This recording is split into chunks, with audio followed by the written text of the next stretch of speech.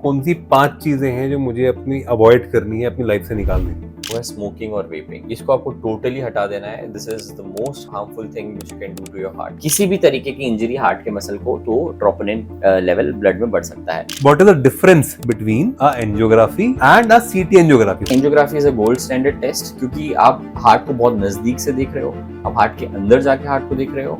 CT angiography में आप heart को दूर से देख रहे हो। एक तरफ एक आदमी है जो कह रहा है मैं बिल्कुल मैं छूंगा नहीं घी तेल को। एक आदमी है जो कह रहा है नहीं, जरूरत है, desi ghee is good for you. Being a cardiologist, आपका क्या टेक है इसके ऊपर? तो जब भी किसी को कोई डिस्कम्फर्ट होता है तो यूजुअली डॉक्टर्स एडवाइस करते हैं कुछ ब्लड टेस्ट, जैसे ट्रोपोनिन आई, troponin T, anti pro BNP, lipid profile. Sir होता क्या है? What is troponin I, what is troponin T? जो सडन एक्यूट चेस्ट पेन लेके आए हैं और ईसीजी में हार्ट अटैक दिख रहा है, तो बहुत ज्यादा प्रोबेबिलिटी है और क्लोज टू 100% प्रोबेबिलिटी है कि इनके हार्ट में ब्लॉकेजेस आने ही आने। Yes, anybody who is taking a statin, उसका 40-50% चांसेस है कि उसको डायबिटीज का मेडिसिन लेना पड़ेगा, उसका साइड इफेक्ट है ये सच है? तो सर ये जो प्लाक बनता है और कभी ये रप्चर होता है, मतलब कितना परसेंट चांसेस होता है कि इससे आपको हार्ट अटैक हो जाए? Hi, I am Rahul from we care health India. आज हमारे साथ डॉक्टर हरनीश सिंह भाटिया जी हैं। He is a DM cardiology and he is currently serving at Max super speciality hospital Delhi. कौन सी ऐसी 5 चीजें हैं जो मुझे हार्ट के हेल्थ के लिए खानी चाहिए और नहीं खानी चाहिए? तो आई थिंक 5 चीजें जो आपको जरूर खानी चाहिए आपके हार्ट को हेल्दी रखने के लिए। तो number 1 would be fruits. Fruits जो हैं वो एंटीऑक्सीडेंट्स में, फाइबर्स में बहुत रिच होते हैं। वो आपके हार्ट के आर्टरीज को बहुत ही हेल्दी रखते हैं, तो वो बहुत इंपॉर्टेंट है। ग्रीन लीफी वेजिटेबल्स, ठीक है, उसमें भी बहुत ज्यादा एंटीऑक्सीडेंट्स होते हैं, वो भी आपके हार्ट को हेल्दी रखने में मदद करते हैं। तीसरी चीज हो गई नट्स, जैसे कि आलमंड हो गए, बादाम, वॉलनट्स हो गए, ये आपके हार्ट को स्ट्रॉन्ग करने में बहुत हेल्प करते हैं। चौथी चीज हो गई बेरीज, स्ट्रॉबेरीज आप ले सकते हैं, आंवला आप ले सकते हैं, इनमें विटामिन सी बहुत ज्यादा होता है, इनमें एंटीऑक्सीडेंट्स बहुत ज्यादा होते हैं। पांचवी चीज हो गई लेग्यूम्स, जैसे कि राजमा हो गए, चने हो गए, भुने हुए चने ले सकते हैं। ये चीजें आपके हार्ट को हेल्दी रखने में बहुत मदद करती हैं। जो लोग नॉनवेज खाते हैं उनके लिए एक बोनस चीज है, वो फिश खा सकते हैं। Fish is very good, it is a very good source of antioxidants, it keeps your heart healthy. मेरे को अपने आप को हेल्दी रखना है, या अगर मुझे कोई कार्डियक रिस्क है तो मुझे ऐसी कौन सी 5 चीजें हैं जो मुझे अपनी अवॉइड करनी है, अपनी लाइफ से निकाल देनी है? आई थिंक नंबर 1 चीज जो आपको अवॉइड करनी है वो है स्मोकिंग और वेपिंग। इसको आपको टोटली हटा देना है। This is the most harmful thing which you can do to your heart. दूसरी चीजें जो फूड आइटम्स जो आपको अवॉइड करना है वो है सॉल्ट इंटेक को आपको एकदम कम रखना है। टोटली एलिमिनेट करने के लिए तो नहीं एडवाइस कर सकते, लेकिन जितना कम हो सके, less than 5 grams per day. Oil आपको कम से कम यूज करना है, और जो भी यूज करना है मेक श्योर करना है कि आप हेल्दी ऑयल यूज करो। हेल्दी ऑयल जैसे? हेल्दी ऑयल जैसे कि हमने ऑलिव ऑयल और मस्टर्ड ऑयल डिस्कस किया, वो आप यूज कर सकते हैं। मिल्क एंड मिल्क प्रोडक्ट्स का इंटेक सबसे कम कर देना है। They are very high in fats, तो उसको जितना कम से कम हो सके आप यूज करो। मिल्क अगर आप लेते भी हैं तो less than 200 ml per day करें, एक गिलास, इससे ज्यादा ना करें। जो लोग नॉनवेज खाते हैं उसमें आप कोशिश करें कि आप रेड मीट को as much as possible avoid करें। तेल इतने बुरे हैं क्या? मतलब तेल खाना ही नहीं चाहिए क्या किसी को? कई लोग ऐसे जो कहते हैं हम तो तेल खाते ही नहीं, zero oil cooking. Whereas Ayurveda में कहते हैं कि नहीं, ऑयल इज इंपॉर्टेंट, घी से खाने की शुद्धि होती है, तो देसी घी खाएं। एक तरफ एक आदमी है जो कह रहा है मैं बिल्कुल मैं छूंगा नहीं घी तेल को। एक आदमी है जो कह रहा है नहीं, जरूरत है, desi ghee is good for you and you should consume it in moderate quantities obviously. Being a cardiologist, आपका क्या टेक है इसके ऊपर? हर चीज मॉडरेशन में अच्छी है। Moderation is always good. You don't have to eliminate something totally out of it. Even oil, even sweets, even salt, you don't have to eliminate it completely.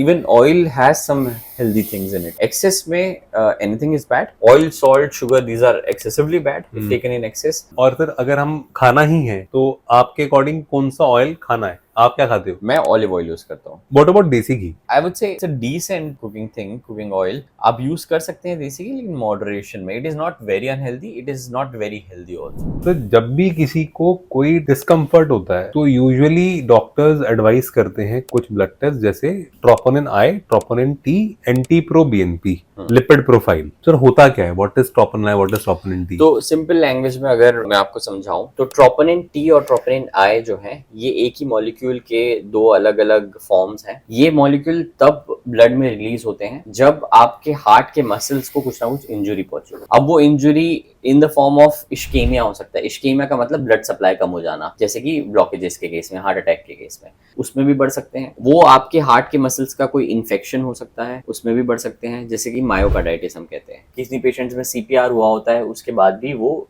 CPR में हार्ट के muscles को injury पहुंचती है, उसके बाद भी वो बढ़ सकते हैं। किसी भी तरीके की इंजरी हार्ट के मसल को, तो ट्रोपोनिन लेवल ब्लड में बढ़ सकता है। अब ट्रोपोनिन आई और ट्रोपोनिन टी में क्या डिफरेंस है? ट्रोपोनिन आई और ट्रोपोनिन टी दोनों ही हार्ट के मसल से निकलते हैं, लेकिन हार्ट के मसल्स के अलावा ये और भी टिश्यू से निकल सकते हैं, तो उनकी स्पेसिफिसिटी में थोड़ा सा फर्क होता है। ट्रोपोनिन आई ज्यादा स्पेसिफिक है। इसका मतलब ये हुआ कि इसके non heart sources, non cardiac sources कम है। इसका मतलब कि अगर ये आपके ब्लड में बढ़ा हुआ है तो बहुत ज्यादा चांसेस है कि आपको हार्ट की बीमारी हो। ट्रोपोनिन टी की स्पेसिफिसिटी थोड़ी सी कम है क्योंकि उसके अदर सोर्सेज भी हो सकते हैं। एंटी प्रो बीएनपी का सर क्या रोल है टेस्ट का? What is that? Anti pro BNP test heart failure के लिए है, ये हार्ट के ब्लॉकेजेस के लिए नहीं है। एंटी प्रो बीएनपी तब बढ़ता है जब आपके हार्ट में कंजेशन है। जो भी पेशेंट्स हार्ट फेलियर पेशेंट्स होते हैं, सबसे पहले तो ये हार्ट फेलियर को डायग्नोज करने के लिए यूज हो सकता है, जैसे कि वो पेशेंट्स जिनकी सांस फूलती है। सांस फूलने के कारण दो तरीके से हो सकते हैं, या तो लंग्स की वजह से या हार्ट की वजह से। लंग्स में जैसे कि अस्थमा, सीओपीडी या कोई इन्फेक्शन, अगर इन कारणों से सांस फूलती है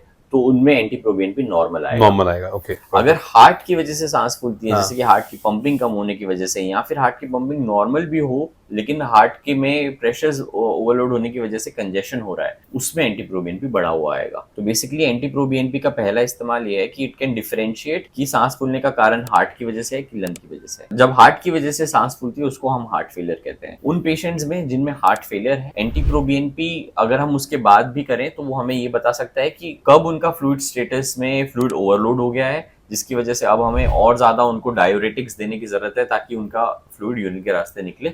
इस बारे में भी एंटीप्रोबीएनपी इंफॉर्मेशन दे सकता है। जब एंटीप्रोबीएनपी नॉर्मल आ जाए हार्ट फेलियर वाले पेशेंट में, तो वो हमें बताता है कि अब इनका फ्लूइड स्टेटस नॉर्मल हो गया, अब इनको फ्लूइड ओवरलोड नहीं है। आजकल बहुत सारे डॉक्टर्स या इन्फ्लुएंसर्स सोशल मीडिया में कहते हैं कि एक एंजियोग्राफी की जरूरत ही नहीं है, सीटी एंजियोग्राफी करा लो। What is the difference between a angiography and a CT angiography? CT angiography में हम आपकी हाथ की वेन से ही डाई दे रहे हैं और वो डाई पूरी बॉडी में सर्कुलेट हो रही है, और उसी डाई से जब वो आपके हार्ट के अंदर जा रही है तो हम आपके हार्ट का सीटी स्कैन इमेज ले रहे हैं और उससे हम सीटी स्कैन इमेज के लिए मैं एक ऑडियंस के लिए इसको ब्रेक डाउन कर देता हूँ। सीटी स्कैन के अंदर एक मल्टीपल व्यूज ली जाते हैं एक्सरे की तरह। Multiple views in the sense कि मल्टीपल स्लाइसेस ली जाती हैं, जैसे कि if this is suppose for example your heart, so CT scan में उसको मल्टीपल स्लाइसेस में काट दिया जाएगा, हॉरिजॉन्टल भी और वर्टिकल भी, और फिर उनको कंबाइन करके इमेज बनेगी। So that is what a सीटी कॉर्नरी एंजियोग्राफी। जो नॉर्मल एंजियोग्राफी होती है उसमें हम आपकी हाथ की या पैर की आर्टरी के थ्रू हम आपकी हार्ट की आर्टरी में जाते हैं और वहां पे कैथेटर लेके हम डायरेक्टली हार्ट की आर्टरी के अंदर इंजेक्ट करते हैं। एंजियोग्राफी में जब हम डाई देते हैं हार्ट के अंदर जाके, तो फिर उस समय हम हार्ट का जो नॉर्मल फ्लोरोस्कोपी होता है, फ्लोरोस्कोपी का मतलब है वीडियो एक्सरे, एक्सरे जो एक फोटो की तरह आता है उसी को हम एक वीडियो फॉर्म में लेते हैं, उसको हम फ्लोरोस्कोपी कहते हैं। तो उस समय हम ये आपका डाई हार्ट के अंदर दे के कैथेटर के थ्रू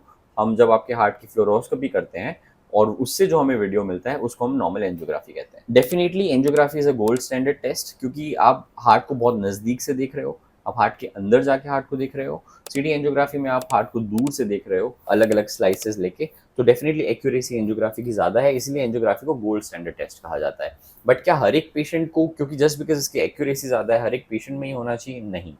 उस पेशेंट में जिसमें इसकी एब्सोल्यूट जरूरत है, जिसमें जो सडन एक्यूट चेस्ट पेन लेके आए हैं और ईसीजी में हार्ट अटैक दिख रहा है, तो बहुत ज्यादा प्रोबेबिलिटी है और क्लोज टू 100% प्रोबेबिलिटी है कि इनके हार्ट में ब्लॉकेज आने ही आने हैं। तो उनको सीटी एंजियोग्राफी के लिए नहीं जाना है, उनको डायरेक्टली एंजियोग्राफी के लिए जाना है। उन पेशेंट्स में जिन पेशेंट्स में ट्रोपाई टेस्ट जो होता है, पॉजिटिव आया है, उन पेशेंट्स में ब्लॉकेजेस होने की प्रोबेबिलिटी बहुत हाई है, तो उन पेशेंट्स को सीटी कॉर्नरी एंजियोग्राफी की तरफ नहीं जाना चाहिए, उन पेशेंट्स को डायरेक्टली एंजियोग्राफी की तरफ जाना चाहिए। तीसरी कैटेगरी एक और कहूंगा मैं, वो पेशेंट्स जिनमें शायद ट्रोपाई भी पॉजिटिव ना आया हो, जिनमें शायद ईसीजी में भी हार्ट अटैक ना आया हो, लेकिन क्लिनिकली आपको देख के उनकी हिस्ट्री इतनी क्लासिकल लग रही है कि मैं 2 कदम भी चलने लग जाऊं तो मेरे को सीने में दर्द होने लग जाता है और फिर मैं बैठ जाता हूं तो मेरे को आराम आ जाता है बैठते ही, या फिर सॉर्बिट्रेट लेते ही मेरे को आराम आ जाता है। ऐसे पेशेंट्स की अगर हम बात करें, इनमें भी रिस्क फैक्टर्स भी हैं साथ में, स्मोकिंग है, हाइपरटेंशन है, डायबिटीज है, फैमिली हिस्ट्री है, कोलेस्ट्रॉल है, ऐसे पेशेंट्स की अगर हम बात करें जिनमें प्री टेस्ट प्रोबेबिलिटी बहुत ज्यादा है, तो उन पेशेंट्स को भी डायरेक्टली एंजियोग्राफी की तरफ जाना चाहिए।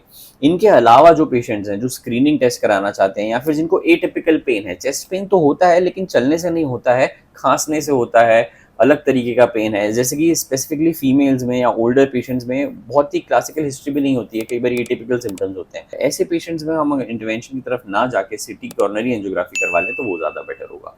तो एज अ ब्लैंकेट टेस्ट ना ही सिटी कॉर्नरी एंजियोग्राफी बेस्ट है सबके लिए, ना ही एंजियोग्राफी बेस्ट है सबके लिए। व्यूज के लिए ये कह देना कि आप एंजियोग्राफी ना ही करवाइए, सिर्फ सिटी एंजियोग्राफी कराइए, कार्डियोलॉजिस्ट आपको स्टेंट डाल देगा, is not a correct statement. इससे आप इमेजिन करिए कोई ऐसा पेशेंट जो हार्ट अटैक से सफर कर रहा है और लेकिन उसने कहीं ये सुना था, किसी रील में देखा था कि सिटी कॉर्नरी एंजियोग्राफी ही कराना चाहिए, एंजियोग्राफी नहीं कराना चाहिए।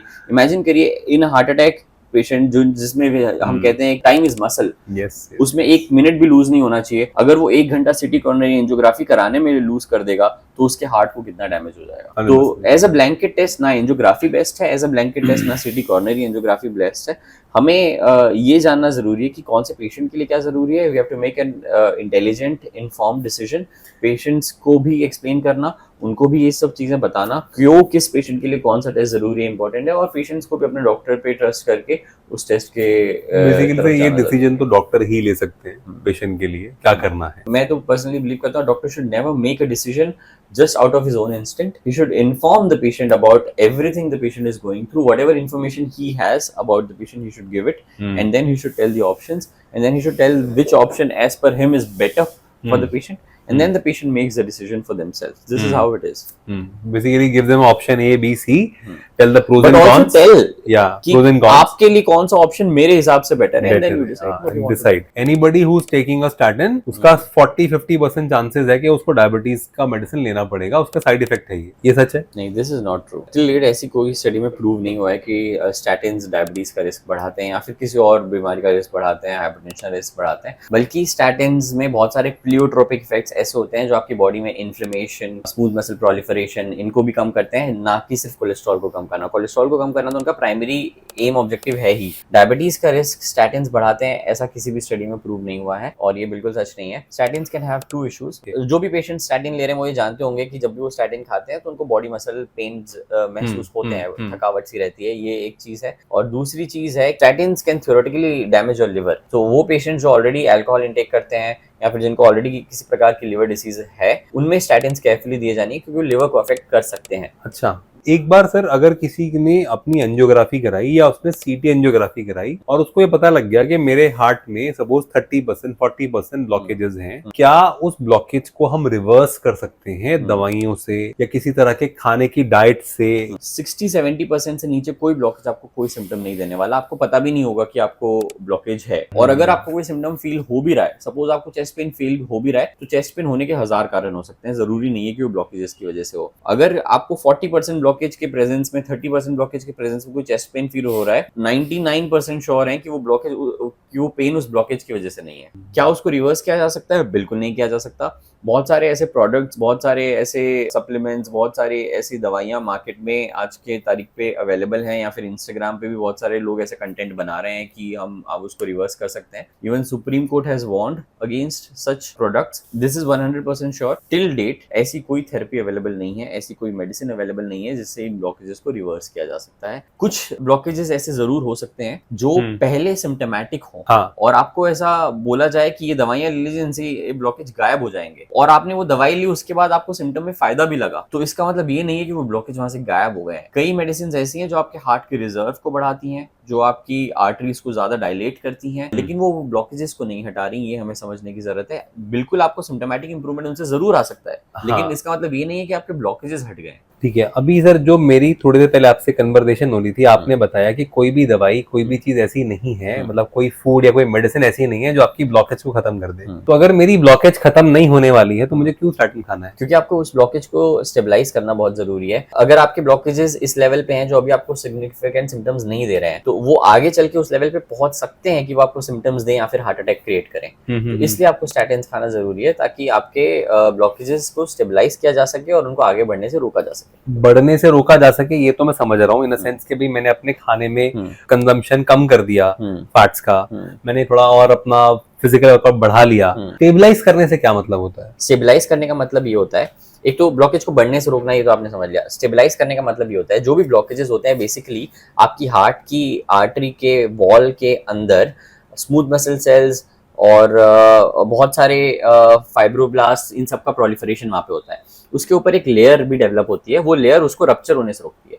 जब वो प्लाक रप्चर हो जाएगा तो वो हार्ट अटैक क्रिएट कर सकता है। तो उसकी लेयर को स्ट्रेंथन करना वो भी एक स्टैटिन्स का काम है। This is one of the pleiotropic effects. उसको रप्चर होने से भी वो रोके, प्लाक को रप्चर, आर्टरी के अंदर जब वो रप्चर हो जाएगी तो वो हार्ट अटैक क्रिएट कर देगी। तो वो भी स्टैटिन्स का इफेक्ट, एक इफेक्ट है। तो सर ये जो प्लाक बनता है और कभी ये रप्चर होता है, मतलब कितना % चांसेस होता है कि इससे आपको हार्ट अटैक हो जाए, हो सकता है? जब भी मेजर प्लाक रप्चर होगा, it will invariably cause a heart attack.